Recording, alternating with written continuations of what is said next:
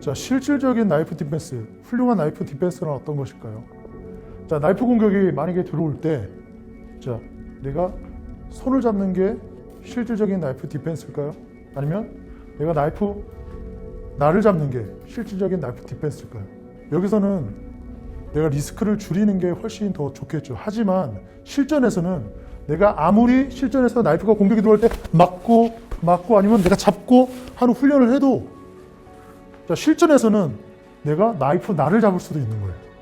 하지만 나를 잡는다고 해서 그거는 잘못된 나이프 디펜스가 절대 아닙니다. 나를 잡아도 내 손이 잘리더라도 내가 이 상황에서 당황하지 않고, 당연히 아프겠죠. 하지만 내가 손이 잘리는 한이 있더라도 나는 오히려 상대 눈을 찌르고 더 강력하게 공격을 해가지고 상대 나이프 디펜스의 이거 능력을 더 저지를 시키면은 나는 살 수가 있어요. 하지만 평상시 했던 게 안 나오고 평상시에 했을 때는 손을 확실히 잡고 확실한 디펜스를 했는데, 그게 아니라 내가 나를 잡았다고 해서 순간 내 손이 잘리고 내 손이 베였다고 해서 내가 당황하거나 아니면 거기서 내가 소극적인 자세를 취하게 되면 오히려 더 위험해집니다. 그래서 정말 훌륭한 디펜스는 뭐냐?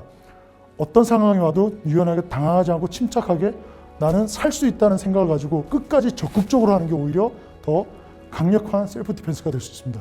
그래서 방어적인 셀프 디펜스가 아니라 공격적인 셀프 디펜스가 오히려 생존 확률을 높일 수가 있습니다.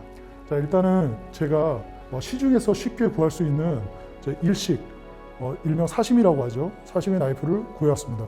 저희가 훈련을 할 때는 실전적인 환경을 위해서 실제 나이프에 약 5cm 정도의 고무링을 감습니다. 이 이유는 훈련을 하면서 저희는 실제 나이프로 하기 때문에 5cm 이상 들어가는 것을 방지하기 위해서 5cm 이내에 고무링을 하고 저희는 훈련을 진행합니다. 그러면 지금 보시게 될 것은 나이프 공격의 3가지의 아주 중요한 특성을 설명해 드리도록 하겠습니다. 첫 번째, 나이프 공격의 특성 중에 하나는 탄성이라는 특성입니다. 이 탄성이라는 특성은 나이프를 전문적으로 배운 사람이든 배우지 않은 사람이든 누구에게나 다 나타날 수 있습니다. 어린아이도 나이프를 들고 만약에 공격을 한다고 하면 나타날 수 있는 일반적인 특성입니다. 이 탄성은 말 그대로 나이프 공격자가 공격을 할 때 방어자의 방어에 맞고 튀어나오는 그 힘, 그 탄력을 이용해서 계속적으로 연속적인 공격이 이루어지는 겁니다.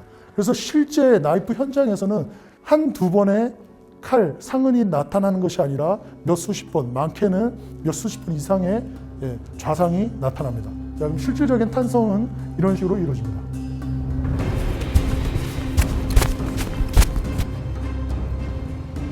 이런 것처럼 실질적으로 저희가 나이프 드릴에서는 볼 수 없는 그런 반응들이 나오게 됩니다. 자, 두 번째는 하운드, 나이프 공격자에게 나타나는 중요한 특성 중에 하나입니다. 자, 뭐냐? 상대가 공격을 해서 방어를 했을 때 이 나이프가 여기서 탄성으로 이루어지는 게 아니라 그대로 나이프가 떨어졌다가 찌르고 계속 연속적으로 그 다음에 탄성이 이루어지는 이 특성이 나이프 하운드의 특성입니다. 계속해서 쫓아가라는 특성입니다. 그래서 이 나이프 하운드와 나이프 탄성에 의해서 많이 나타나는 게 방어흔 또는 손에 나타나는 좌상입니다. 왜냐? 나이프를 할 때 손으로 잡게 되면은 자연스럽게 어떻게 될까요? 자, 나이프를 잡아 빼겠죠. 자, 그렇게 되면 당연히 손에는 방어흔이 생기게 됩니다. 그리고 세 번째 특성, 바로 거리에 대한 특성입니다. 많은 분들이 나이프 공격의 방어에 대해서 놓치고 있는 것 중에 하나가 바로 거리에 대한 감각입니다.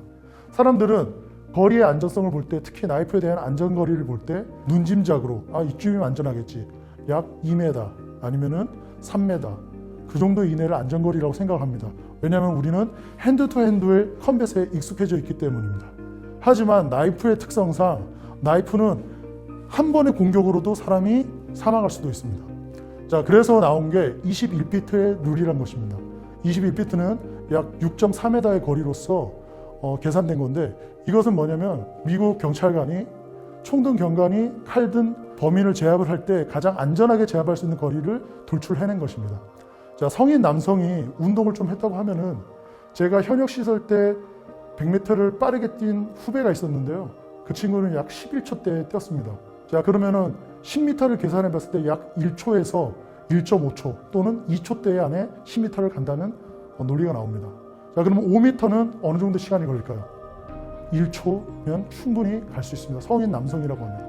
자, 그러면 우리가 안전거리를 5m 이내로 두었을 때 사람에 따라서는 어떤 사람은 0.5초 이내에도 충분히 공격을 할 수가 있습니다. 묻지마 범죄나 묻지마 난동 부리는 칼을 든 사람을 만난다고 하면은 일단 그 안전거리 22피트 이내로 들어가서는 안 됩니다. 만약에 21피트 이내로 들어가야 된다고 하면은 나는 모든 준비를 끝내놓고 들어가야 됩니다. 이런 안전거리를 모르기 때문에 경찰관들이라든지 아니면 많은 분들이 칼 든 범인을 제압할 때도 준비 없이 그 안전거리를 넘어서서 들어갈 경우가 너무나 많습니다.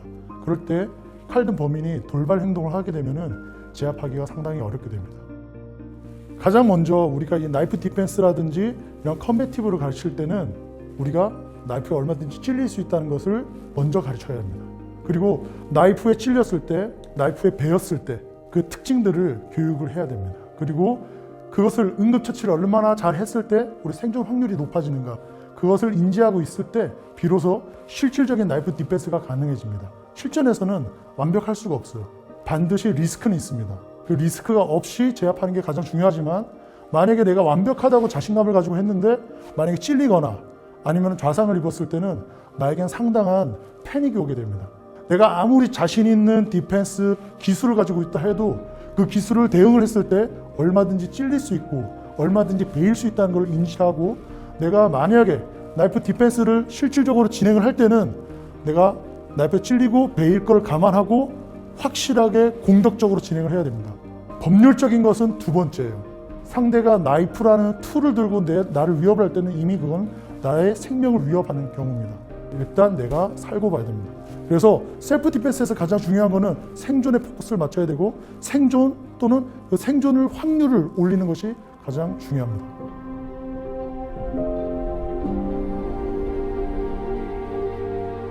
가장 중요한 거는 주변 환경을 인지하는 겁니다. 주변 상황을 파악하고 내가 충분히 도망갈 수 있는 탈출로가 있는지 없는지를 파악하고 그것까지도 불가능하다고 하면 가장 좋은 거는 상대방의 요구 조건에 최대한 들어주는 것입니다. 그리고 심리적으로 상대방을 안정감을 주기 위해서 저자세로 나가는 것이 너무나도 중요합니다. 오히려 상대방의 긴장도를 올리기 위해서 내가 공격적인 형태를 취하거나 아니면 내가 너무 지극히 방어적인 형태를 취해가지고 상대방이 오히려 더 긴장하게 만들면 상대방이 어떤 돌발 행동을 할지 모릅니다. 그래서 가장 중요한 거는 그런 상황에서는 상대방의 요구를 최대한 들어주고 그걸 통해서 상대방의 긴장도를 낮춰주는 것이 매우 중요합니다. 그 중에 하나가 절대 상대방의 눈을 똑바로 쳐다보지 않는 것이 너무나도 중요합니다.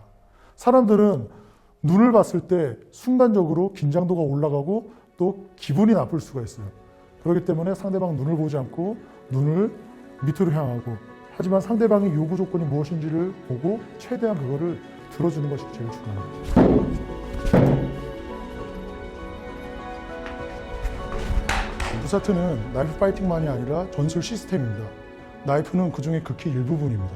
하지만 그 나이프 트레이닝을 할 때도 특수전 요원들은 실제 나이프로 트레이닝을 했고 그리고 모든 테스트도 실제 나이프로, 모든 스파링도 실제 나이프로 하였습니다.